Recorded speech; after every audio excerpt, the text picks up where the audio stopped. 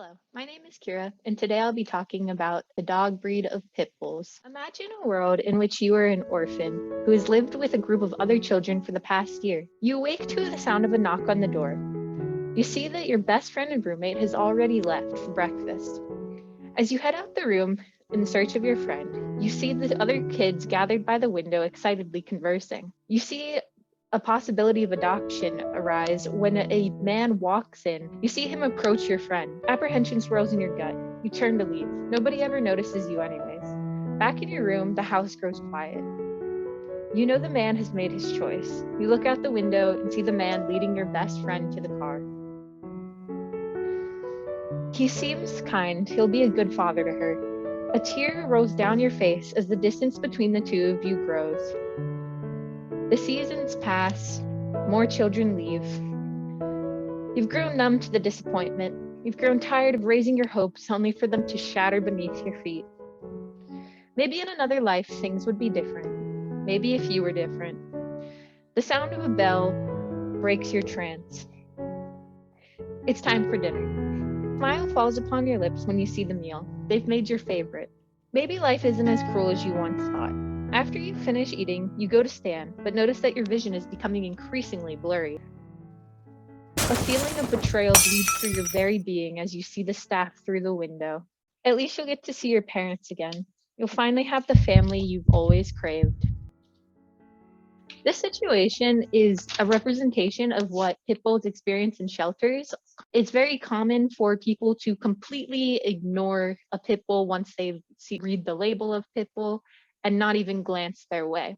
Of course, the story is a slight exaggeration to add to the entertainment value. Did you know that many people possess a very surface level definition of what a pit bull is?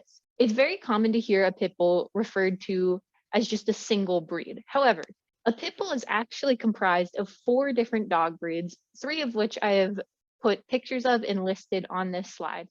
You have the American Pit Bull Terrier, the Staffordshire Bull Terrier, and the American Bully, which is different than an American Bulldog, which is not considered a pit bull.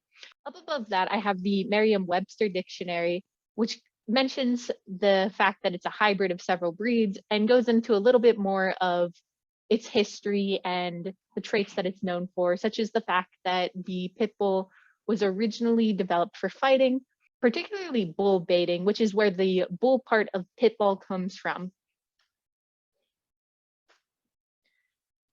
On this slide, I have 2 images meant to represent the common perception, which is of pit bulls being a aggressive, mean, scary, threatening breed, with the reality of a lot of situations for pit bulls, which is the one on the right of the pit bull that has been chained up to a fence. Thankfully, this dog was saved.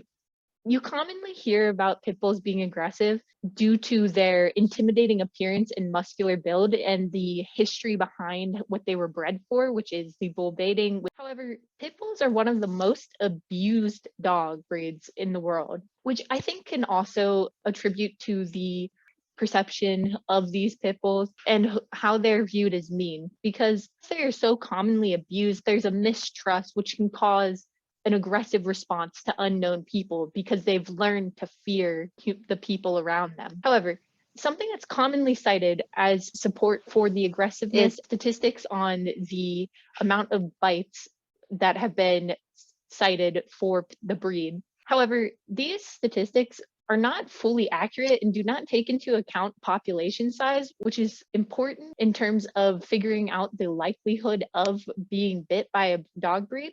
Below here, I have 2 tables where it tells you that different risks and the populations of breeds. I'll list more information about where I got this info in the description below. So you can see that the pit bull actually does not rank as high as you would expect based off of what is commonly cited in news. And you'll see that they're actually much lower than the other ones. Something I also feel like is important to acknowledge is the fact that in the top dog breeds for biting of humans, there were 25 different breeds listed.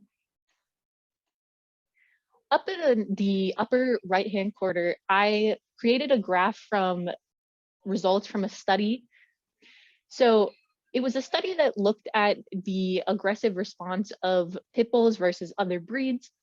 And you'll see based off of the data that pit bulls were commonly either on equal leveling of aggression with other breeds or actually less aggressive.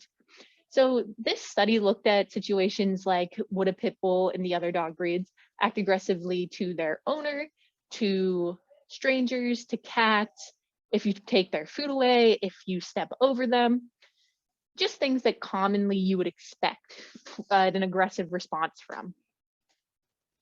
Something I think is important to acknowledge as well is that with the statistics is that the pit bull has a lot of trouble being identified, especially in shelters where dogs are commonly identified based off of looks alone, which is something that is very difficult in a breed such as the pit bull, where it is comprised of 4 different breeds and is generally a hybrid. There is no such thing as a purebred pit bull in the general sense. So I quoted a study down below where they had workers at a shelter as well as veterinarians and people of varying skill levels and work with animals try to identify which dogs were pit bulls based off of looks alone, similar to what they'd experience in a shelter. And you'll see that out of the 62 dogs that they identified as pit bulls, only 25 of them were actually genetically considered pit bulls. I listed 2 pictures up above, and only one of these dogs, despite looking similar, is actually considered a pit bull genetically. However, you'll commonly see one of these breeds labeled as a pit bull, despite the fact that there is no genetic link between them. So on the left, you have the American Staffordshire Terrier, which I listed in the definition earlier. So that one is a pit bull. And then the Cane Corso, which is not a pit bull genetically speaking. However, it does have a similar build, and which commonly leads to it being misidentified, especially in a place like a shelter where they have to label them based off of just looks alone. It has the same muscular build and box head that is common among pit bulls, which is part of the reason why it is generally mislabeled. Something I think is important to note is that this perception that we share of pit bulls in society has caused a lot of harm that is completely unnecessary. I found a study that looked at the difference between labeling a pit bull versus a phenotypically similar dog that looks like a pit bull. And the ones that were labeled as pit bulls stayed 3 times as long in shelters than the ones that looked like them but weren't labeled. Up on this other side, I have data about the amount of animals in shelters, and it tells you how many lived and how many were killed / euthanized. Pit bulls are at a higher risk of being euthanized because of the fact that the stigma causes them to stay in shelters longer, which puts them at a higher risk of euthanasia.